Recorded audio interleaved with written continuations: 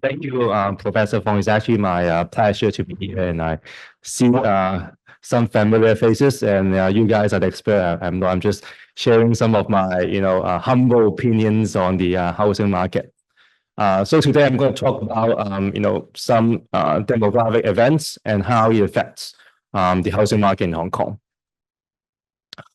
Um, I'll firstly talk about the background, and then I'll talk about the demographics and the rental market, and lastly, I'll talk about how it affects the sales market. Just some very quick background of Hong Kong housing market. Well, this is the households in Hong Kong by housing type.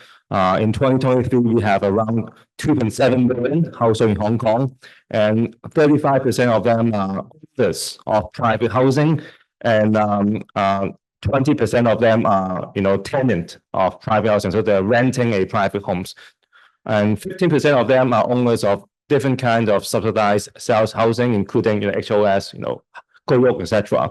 And 30% of them are living in tenants of public rental housing. So all in all, we have 50% of them are homeowners, including owner of private housing and also owners of the HOS co-op. And 50% of them are renters, including renting private housing, and also some of them are in public rental housing. And also around 50%, 55% actually of them are living in private housing, and 45% of them are living in public housing. And today my talk is going to be focusing on private housing, because we have Ms. Dor here is an expert in public housing, so I'll leave that to her, hopefully. So I'll focus my part on private housing only for today's presentation. And well, there are four different groups in the private housing market.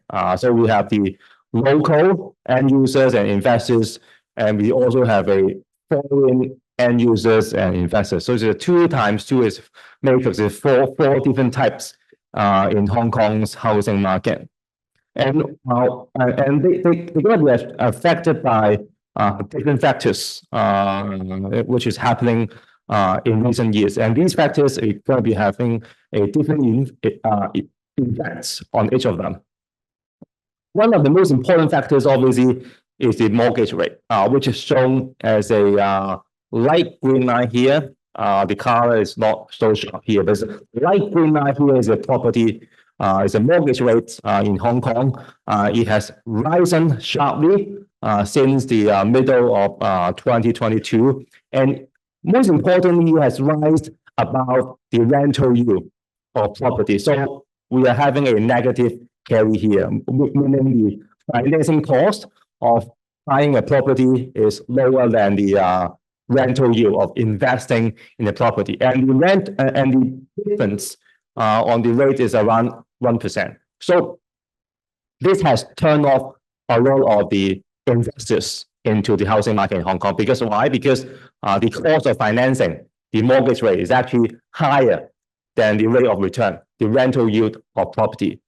And for the end users, a lot of them seeing this has also switched from buying to renting, right? So this mortgage rate sets a backdrop of the housing market in Hong Kong. And then I'll talk about rental market and also how the demographic events recently going to affect the rental market. First, let's look at population. Hong Kong's population actually bounced back in 2023. We have dropped by around 200,000 people during COVID, but it has bounced back since then, and now we have around 7.5 million people in Hong Kong, which is roughly the same figures before COVID. However, as we all say, the devil is in the details, right? So let's look at the decomposition of this population, right? Here's what I do is I decompose the population flow of Hong Kong by the green bar here, which is the usual residents, 常住居民, right? And also the light green bar, which is the mobile residents, 流動居民, right? So if you look at this graph, the whole population movement over the past 2 years can be separated in 3 phases. The first phase is from the first half of 2019 all the way to the first half of 2020. Wow. In this first phase, you can see there is a exodus, a outward movement of mobile residents, right? The light green bar, right? But the usual residents are still going up in the first phase. And then we entered into the second phase, and the usual residents are also leaving, right? That's what we call the immigration waves, the 移民潮. And the second phase is from the second half of 2020 all the way to the first half of 2022. And then we move to the third phase.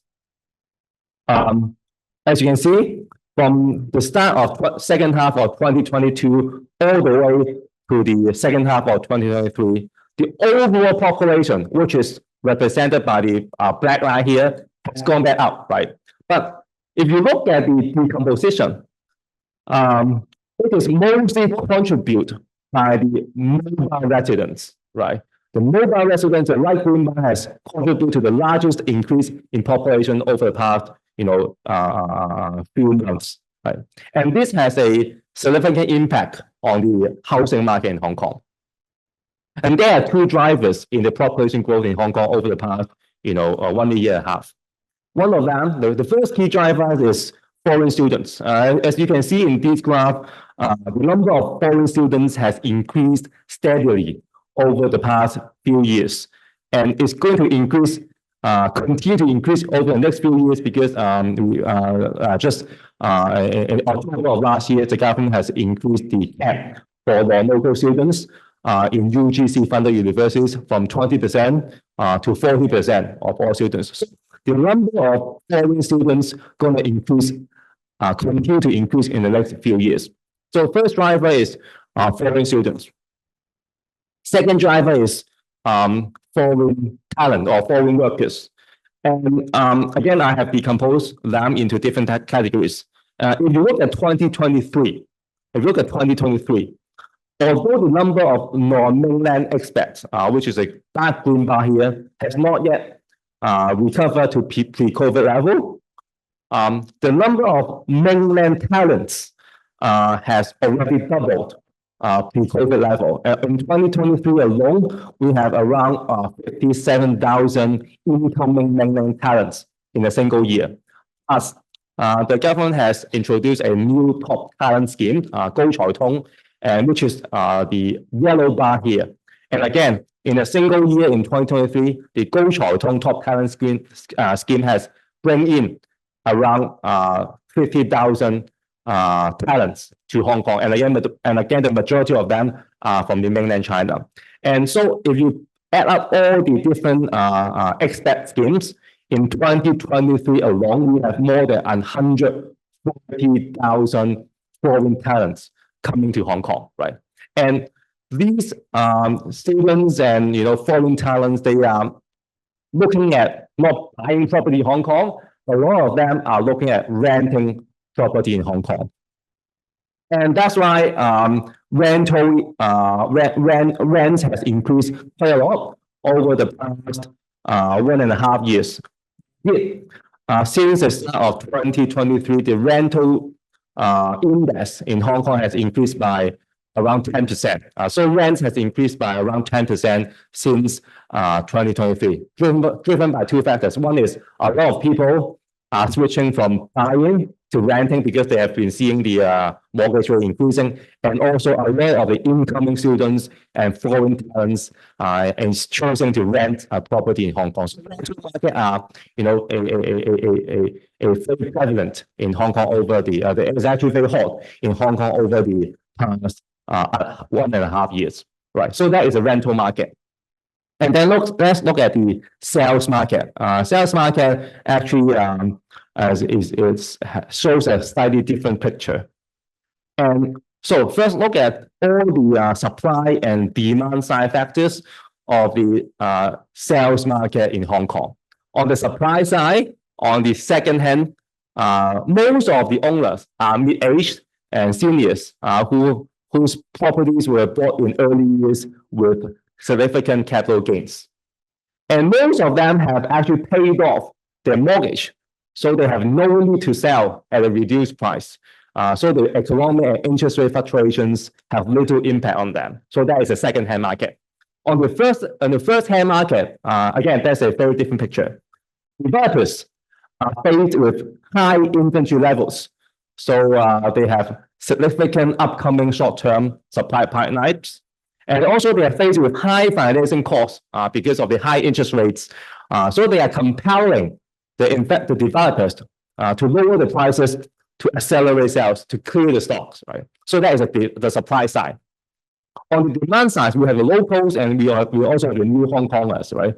For the locals, as I said before, a lot of the buyers are preferring to rent right now because, well, they're uncertain whether the interest rate or when the interest rate is going to come down in the future. And the investors, they're also holding back, again, by the high interest rate environment. They will rather put their money in other investment opportunities, such as fixed deposit. I'm sure a lot of you have put a lot of money in fixed deposits because the rates of them are actually quite good. Okay, so that's for the locals, right? For the new Hong Kongers, there are a lot of new Hong Kongers coming in recent years, but they're interested in Hong Kong properties. But a lot of them are actually interested in brand new units. They like brand new units. A lot of them are actually like brand new units and also on top of the MTR stations, right? 鐵路盤, 新盤.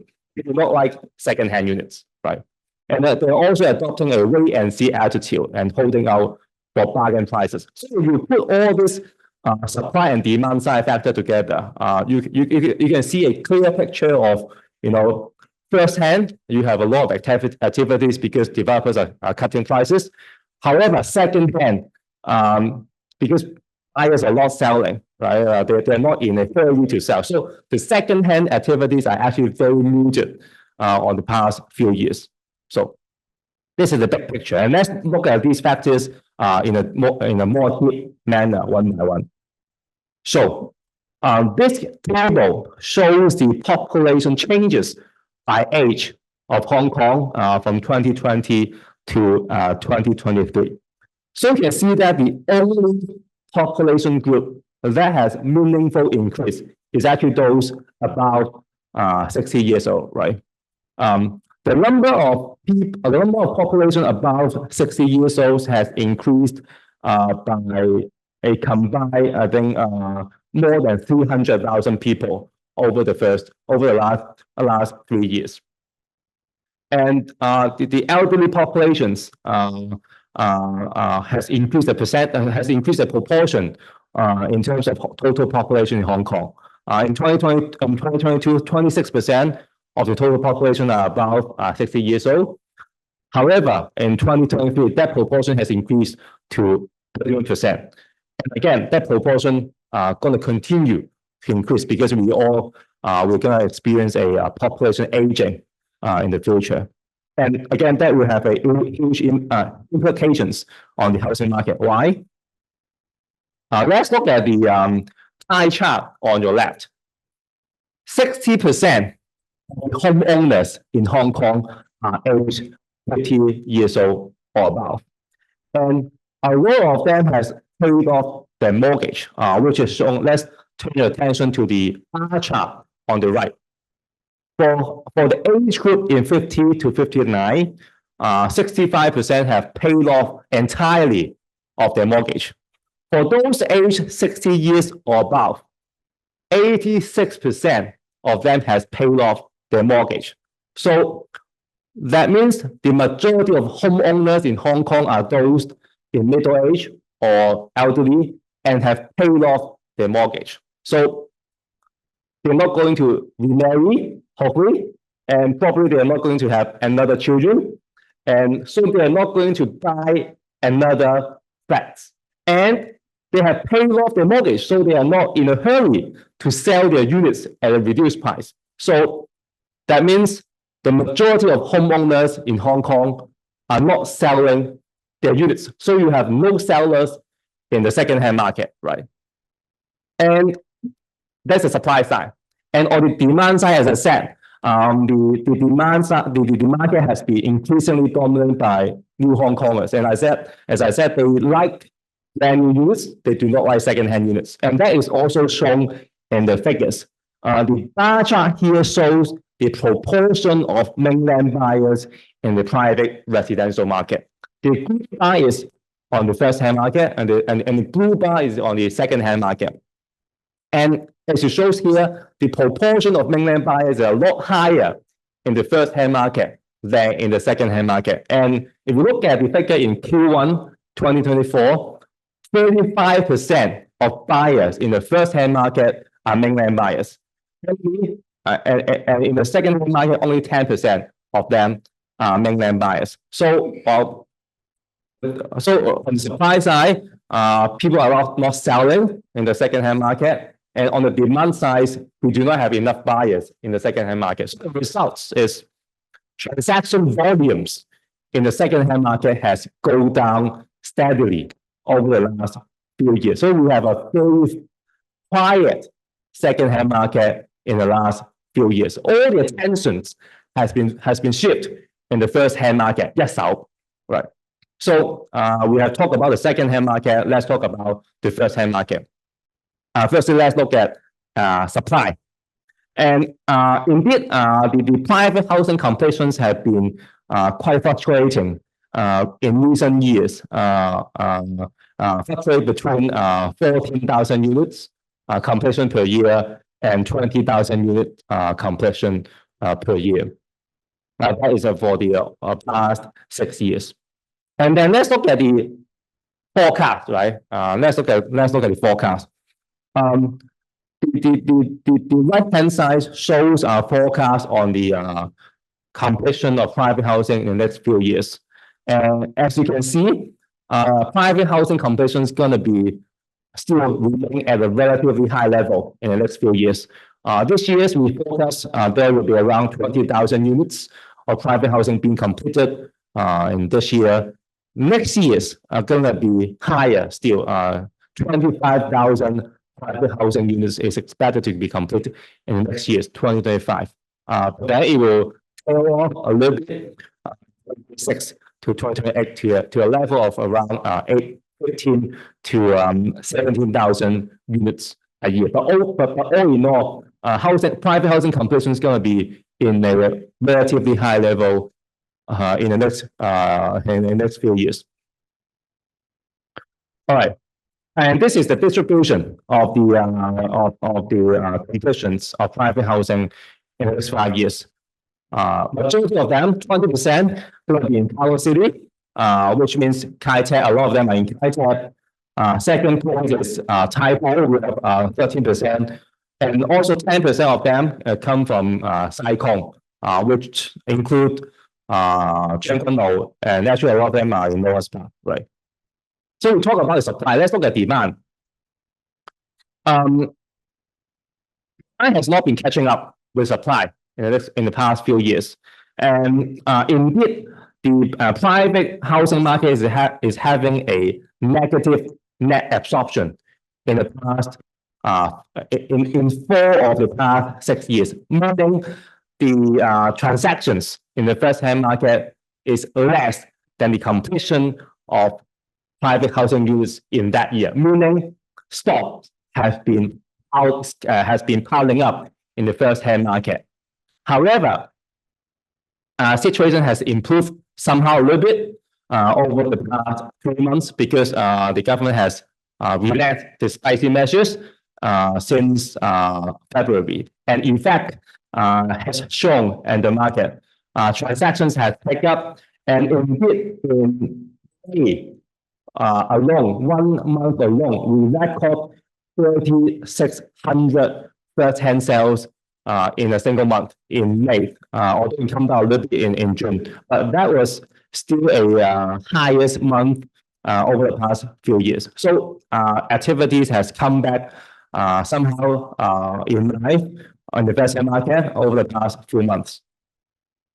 And the sell-through rate, which are the 售出比率, right? That means how many percentage of the units were sold from the first-time market, right? The sell-through rate, which is represented by the green bar here, has improved a little bit from 81% to 83% in Q1 of 2024. However, the improvement in activities has not translated into a support in prices. As you can see, represented by the black line here, the private property prices has continued to trend down despite an improvement in activities. So it just means, you know, 良性價跌, right? Improvement in transactions, but price has continued to trend down. 良性價跌. And the improvement in transactions has actually able to take up some of the remaining stocks in the market. And the number of remaining stocks in the market has come down a little bit over the past quarter, around 10%. But however, it's still in a relatively high places, right? We still have around 21,000 units of remaining stocks for May, just out for May in the market. And so I guess that the key takeaway is developers gonna continue to undercut in prices in order to clear their stocks over the next few months. So I guess that is the most important takeaway of today's presentation. And for that, I will end my sharing. Thank you.